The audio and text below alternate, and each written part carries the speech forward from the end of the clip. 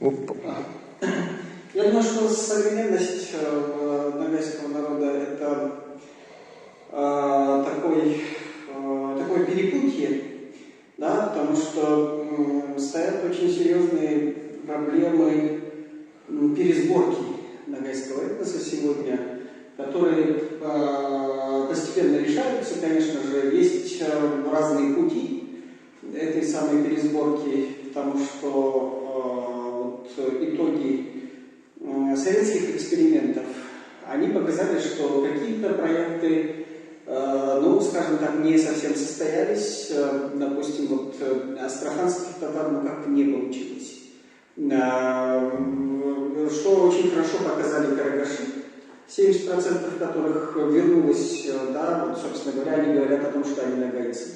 Вот. Сегодня пробуждаются юртовцы, и среди юртовцев появились какие-то очень мотивированные активисты, которые говорят о том, что и юртовцы тоже ногайского происхождения группа и хотят заявить о себе как о ногайцах.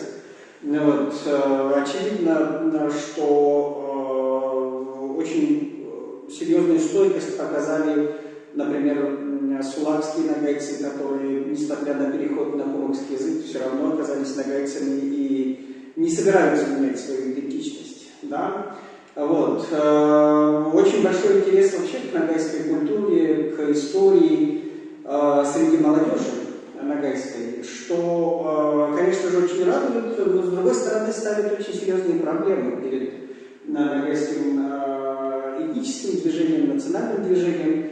Во-первых, очень серьезно стоит сегодня проблема, например, языка. Да, потому что, и это не только у ногайцев.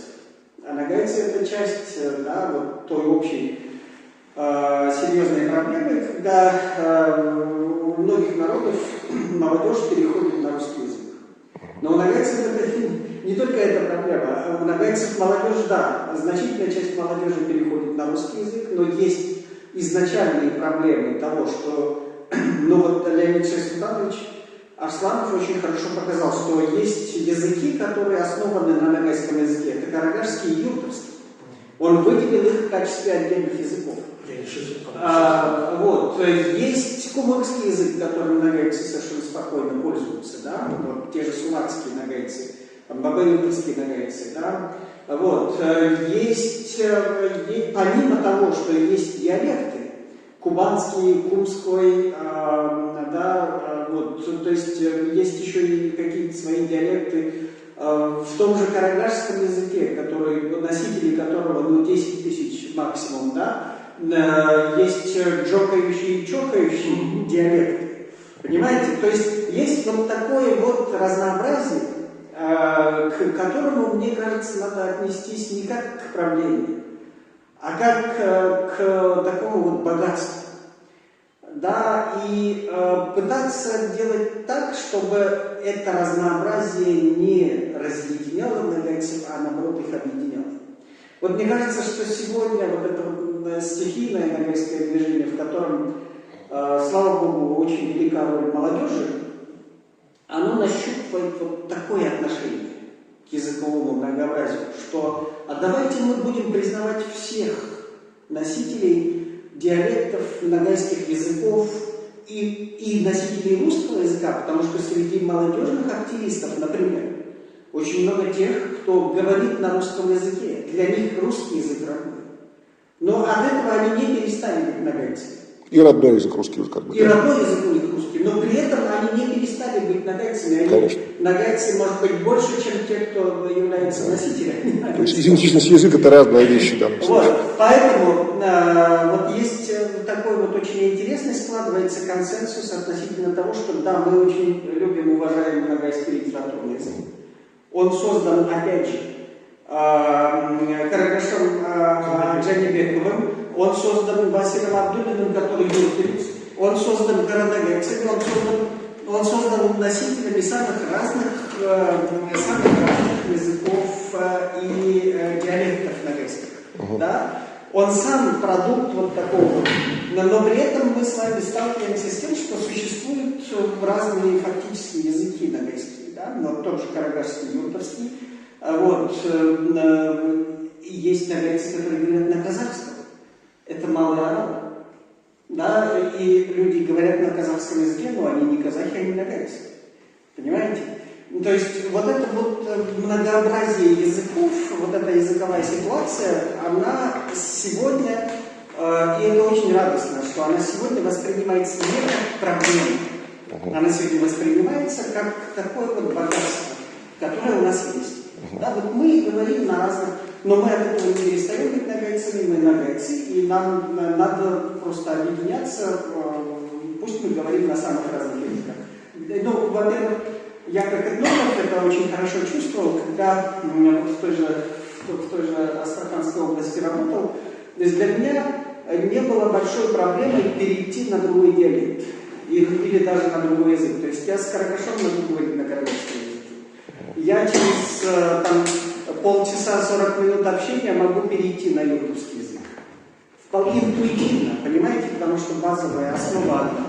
Я уже не говорю про русский язык, которым мы пользуемся практически все. То есть в тех же новостных сетях, да, современных, какой язык основной общения? Это же русский язык, очевидно. Да? Но это очевидно. То есть есть вот этот вот русский язык. А сегодня есть подтягивающиеся туда новости, которые говорят на турецком, которые говорят на английском.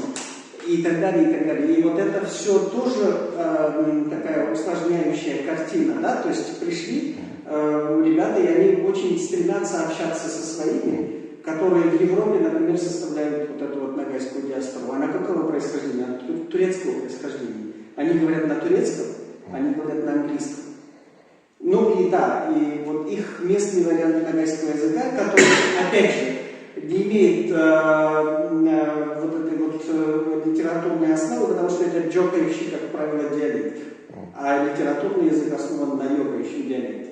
То есть вот эта вот языковая ситуация, она как раз показывает, что очень сложная, да, вот очень сложная конструкция, которую сегодня надо, вот этническое нагайское движение понимает, что надо пересобрать народ, да, надо пересобрать нагайцев. Как это сделать?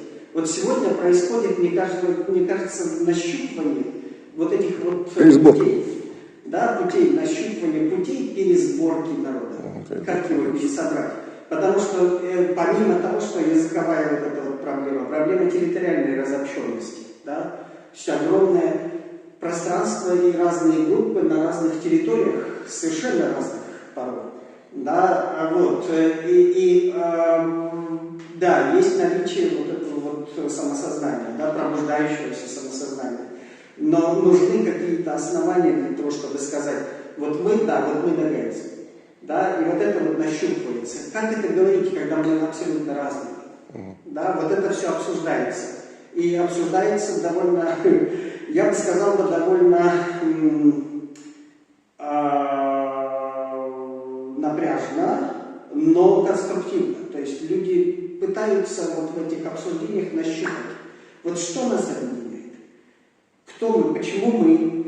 Вот я там турок практически, который переехал в Дюссельдорф, и я нагай, да, и вот ты там в телекомментаре сидишь, говоришь почти по-русски, и ты нагай, да, вот а что между нами вообще? Вот это, конечно же, сегодня вот как раз нащупывается в этих обсуждениях. И я не могу сказать, что обсуждения простые. Да, они достаточно сложные, они достаточно порой накал бывает очень серьезный, потому что есть, например, люди, которые говорят, пусть все говорят на правильном нагайском языке. А каков он правильный нагайский язык? Да? Если, извините меня, ну, большая часть нагайцев говорит уже на турецком языке. Давайте честно представимся. Это правильный нагайский язык. То есть, ну, вот у большинства активистов возникает такое понимание, что нет на самом деле правильного нагайского языка. Да, есть нагайский литературный язык, который существует, который доказал, что он абсолютно жизнеспособный и так далее. Но есть вот эта вот масса языков, диалектов и так далее, живых, которые существуют и которые тоже имеют право да, называться нагайскими, и нагайцы имеют право ими пользоваться. Почему мы должны им отказывать в этом? Да? Вот это тоже понимание приходит. Вот. Дальше, конечно же, вопрос субъектности нагайцев. Да? Вот кто такие нагайцы? Кто-то нагайцы. Да, вот в чем субъектность? Да, этот вопрос очень серьезный, потому что, допустим, в 90-е годы очень остро стояла проблема автономии. И люди думали, что выход исключительно в создании территориальной автономии. И исключительно в том, чтобы вот в рамках этой территориальной автономии создавать вот эту самую субъектность. Да, сегодня, мне кажется, пришло понимание того, что вот субъектность может быть разная. Она не обязательно вот такая вот территориальная, тем более, что, опять же, в условиях такого вот дисперсного расселения создание какого-то вот территориального образования, которое бы удовлетворяло бы всех и как бы решало бы проблему всех, ну, невозможно.